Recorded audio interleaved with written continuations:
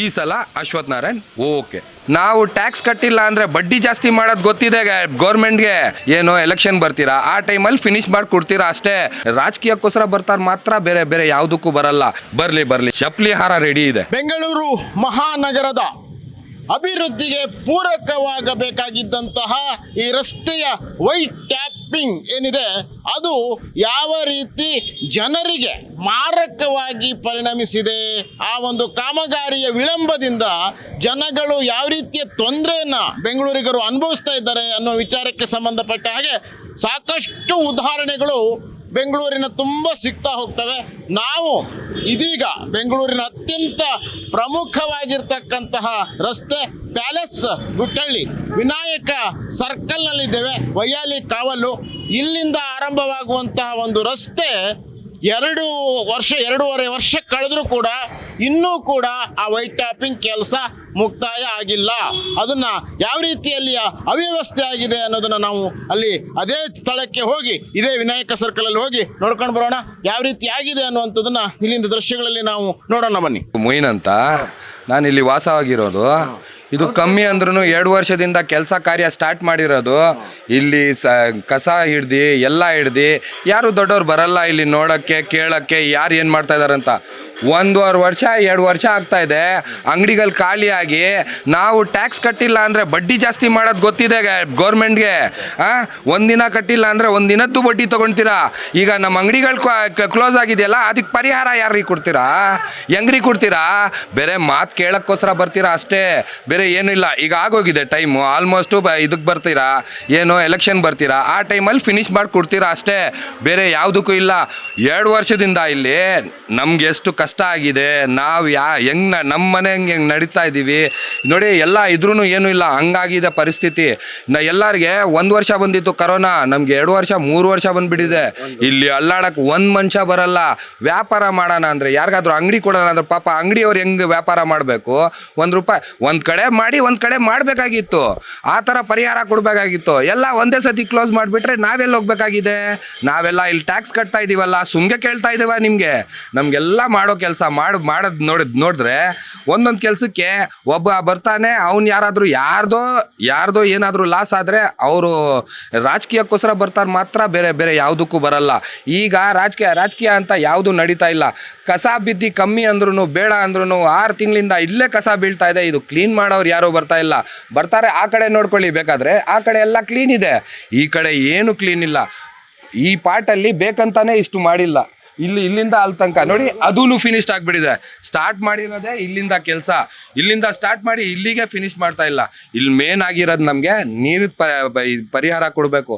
ಇಡೀ ರೋಡ್ ನೀರು ಮೋರಿಗೆ ಹೋಗಲ್ಲ, ನಮ್ಮ ಮನೆಗೆ ಬರುತ್ತೆ. 3 ರಿಂದ 4 ಮನೆಗಳಿದೆ ಇಲ್ಲಿ ನೀರು ಹೋಗಿರೋದು. ಅದಾದ್ಮೇಲೆ ಇದೆಲ್ಲ ಪರಿಹಾರ ಮಾಡಿರೋದು. ಆದ್ರೂ ಇದಕ್ಕೂ ನೀರೆಲ್ಲೂ ಹೋಗೋ ಥರ ಕಾಣ್ತಾ ಇಲ್ಲ.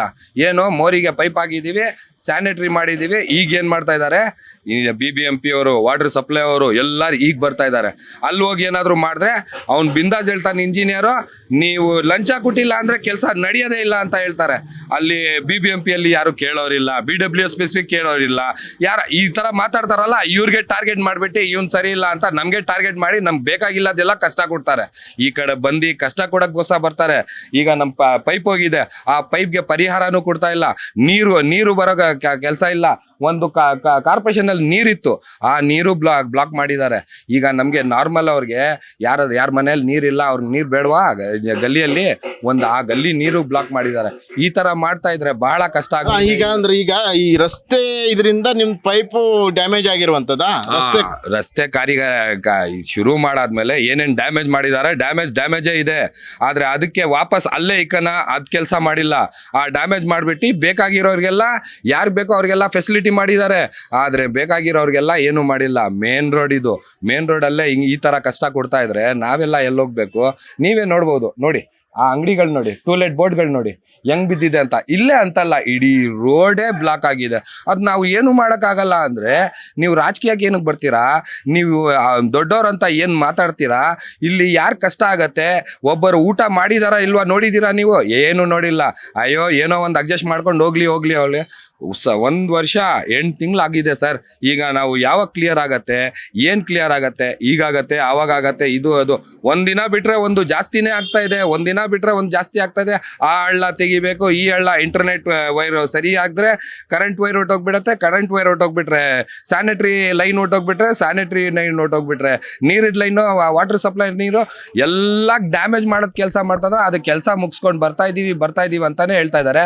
ಈಗ 2 ವರ್ಷ ಆಯ್ತು ಅಣ್ಣಮ್ಮ ಬಂದು ಈ ರೋಡ್ಗೆ. ಈಗ ಅವ್ರ ಕಡೆಯಿಂದ ಕೇಸ್ ಆಗಿದ್ದಾರೆ ಅಂತ ಎಮರ್ಜೆನ್ಸಿ ಮಾಡ್ತಾ ಇದ್ದಾರೆ. ಇಲ್ಲ ಅಂದ್ರೆ ಅದು ಕೆಲಸ ಆಗೋ ಇದು ಯೋಗ್ಯತೆ ಕಾಣ್ತಾ ಇರ್ಲಿಲ್ಲ ಇವ್ರದ್ದು. ಮತ್ತೆ ನಮ್ಮ ಅಶ್ವಥ್ ನಾರಾಯಣ್ ಅಂತ ಇದಾರಲ್ಲ, ನಮ್ಮ 3 ಸಲ ಇಲ್ಲಿ ಗೆದ್ದಿ ಬಂದಿರೋರು. ಈ ಕಡೆ ಏನಿದ್ರು ಎಲ್ಲಾರು ಒಂದ್ ಕಣ್ಣು ಹಾಕಲ್ಲ. ಯಾಕಂದ್ರೆ ಎಲ್ಲಾರು ಮನುಷ್ಯರೇ, ಆದ್ರೆ ಒಂದ್ ಕಣ್ಣು ಹಾಕಲ್ಲ. ಒಬ್ಬರಿಗೆ ಒಂದ್ ಕಣ್ಣಿದ್ರೆ ಒಬ್ಬರಿಗೆ ಒಂದ್ ಕಣ್ಣಿಕ್ತಾರೆ. ಯಾಕಂದ್ರೆ ಇವ್ರು ಮಾಡಿದ್ರೆ ಅವ್ರ ತಪ್ಪು, ಅವ್ರದ್ದು ಮಾಡಿದ್ರೆ ಇವ್ರ ತಪ್ಪು ಅಂತ ಅವರು ಪೊಲಿಟಿಕಲ್ ಆಡ್ತಾ ಇದ್ದಾರೆ. ಇವತ್ತಕ್ಕ ಒಂದಿನ ಬಂದಿಲ್ಲ, ಒಂದಿನ ನೋಡಿಲ್ಲ, ಒಂದಿನ ಏನ್ ಕಮ್ಮಿ ಅಂತ ಕೇಳಿಲ್ಲ. ಆಯ್ತು, ಇವರೇ ಅಂತ ಅಲ್ಲ, ಮುಂದೆನೂ ಬರ್ತಾರೆ. ಯಾರು ಬಂದ್ರು ಅದಕ್ಕೆ ಜವಾಬ್ ಕೊಡಕ್ಕೆ ಈ ಸಲ ನಾವೆಲ್ಲ ಸಿದ್ಧಾಗಿದ್ದೀರಿ. ಈಗ ಬರ್ಲಿ, ಆಮೇಲೆ ಮಾತಾಡ್ತೀವಿ, ಮುಖ ಮೇಲೆ ಹೇಳ್ತೀವಿ. ಅದಾದ್ಮೇಲೆ ಆಗಿದ್ದಾಗ್ಬಿಡ್ಲಿ. ಈ ಕಷ್ಟಕ್ಕಿಂತ ಆ ಕಳ್ಳರಿಗೆ ಮುಖ ಮೇಲೆ ಹೇಳ್ಬಿಟ್ಟು ಮಾತಾಡ್ಬೇಕು. ಆ ಮಾತು ನಾವು ನೋಡ್ಬೇಕು. ಇದು ಈ ಸಲ ಎಲೆಕ್ಷನ್ಗೆ ಇಲ್ಲಿ ಬರ್ಲಿ, ಚಪ್ಲಿ ಹಾರ ರೆಡಿ ಇದೆ. ಬರ್ಲಿ, ಯಾಕಂದ್ರೆ ನಾವು ಬಹಳ ಕಷ್ಟಪಟ್ಟಿದ್ದೀವಿ. ವೈಯಾಲಿ ಕಾವಲ್ನ ರಸ್ತೆಯ ಅವಸ್ಥೆ ಯಾವ ರೀತಿ ಆಗಿದೆ ಅನ್ನೋದನ್ನ ನಾವು ನೋಡ್ಬೋದು. ಇಲ್ಲಿ ವೈಟ್ ಟ್ಯಾಪಿಂಗ್, ಯಾಕಂದ್ರೆ ಬೆಂಗಳೂರು ಅಭಿವೃದ್ಧಿ ಆಗಬೇಕು ಅಂತಂದ್ರೆ ರಸ್ತೆಗಳಿಗೆ ಟಾರ್ನ ಬದಲು ವೈಟ್ ಟ್ಯಾಪಿಂಗ್ ಮಾಡುವಂತ ಕೆಲಸವನ್ನ ಬೇರೆ ಬೇರೆ ಭಾಗಗಳಲ್ಲಿ ಮಾಡ್ತಾ ಇರುವಂಥದ್ದು. ಆದರೆ ಆ ಕಾಮಗಾರಿಗಳು ಆಮೆಗತಿಯಲ್ಲಿ ನಿಧಾನವಾಗಿ ನಡೀತಾ ಇರುವಂಥದ್ದು. 2.5 ವರ್ಷ ಆಯ್ತು ಇಲ್ಲಿ ಈ ಕಾಮಗಾರಿ ಶುರುವಾಗಿ. ಇನ್ನೂ ತನಕ ಕೂಡ ಈ ಕಾಮಗಾರಿ ಮುಕ್ತಾಯ ಆಗೋ ಥರ ಕಾಣ್ತಾ ಇಲ್ಲ. ಅತ್ಯಂತ ಶರವೇಗದಲ್ಲಿ, ಯಾಕಂದರೆ ಅತ್ಯಂತ ಪ್ರಮುಖವಾಗಿರ್ತಕ್ಕಂಥ ರಸ್ತೆ ಇದು. ಈ ಭಾಗಕ್ಕೆಲ್ಲ ಕೂಡ ಕನೆಕ್ಟ್ ಆಗುವಂಥ ರಸ್ತೆ. ಮಲ್ಲೇಶ್ವರದ ಈ ಭಾಗದಿಂದ ಆ ಕಡೆ ಪ್ಯಾಲೇಸ್ ಗ್ರೌಂಡು ಹಾಗೆ ಏರ್ಪೋರ್ಟ್ ರಸ್ತೆಗೆ ಆ ಒಂದು ಕನೆಕ್ಟಿವಿಟಿಯನ್ನು ಒದಗಿಸುವಂತಹ ಒಂದು ರಸ್ತೆ ಇದು. ಇಲ್ಲಿನ ಪರಿಸ್ಥಿತಿ ಹೇಗಿದೆ ಅಂತಂದರೆ, ಪಾಪ ಇಲ್ಲಿ ಜನಗಳೆಲ್ಲರೂ ಕೂಡ ಸುತ್ತಾಕೊಂಡು ಹೋಗಬೇಕು. ಆ ಭಾಗಕ್ಕೆ ಒಂದು ಕನೆಕ್ಟಿವಿಟಿಯನ್ನು ಒದಗಿಸುವಂಥ ಈ ರಸ್ತೆ ಏನಿದೆ ಅದು ಎಲ್ಲರಿಗೂ ಕೂಡ ಅತ್ಯಂತ ಪ್ರಮುಖವಾಗಿರ್ತಕ್ಕಂಥ ರಸ್ತೆ ಆಗಿತ್ತು. ಆದರೆ ಈ ರಸ್ತೆ 2.5 ವರ್ಷ ಆದರೂ ಕೂಡ ಇದು ಕಂಪ್ಲೀಟ್ ಆಗ್ತಾ ಇಲ್ಲ. ಇದಕ್ಕೆ ಸಂಬಂಧಪಟ್ಟ ಹಾಗೆ ಯಾರೂ ಕೂಡ ಇದ್ರ ಬಗ್ಗೆ ತಲೆನೇ ಕೆಡಿಸ್ಕೊಂಡಿಲ್ಲ ಹಾಗೆ ಕಾಣಿಸ್ತದೆ. ಎಲ್ಲ ಪೈಪ್ಲೈನ್ ಎಲ್ಲ ಇನ್ನೂ ಸಾಕಷ್ಟು ಕೆಲಸಗಳು ಬಾಕಿ ಇದ್ದಾವೆ. 2.5 ವರ್ಷ ಆದರೂ ಕೂಡ ಈ ರಸ್ತೆ ಇನ್ನೂ ಕೂಡ ಕಂಪ್ಲೀಟ್ ಆಗಿಲ್ಲ.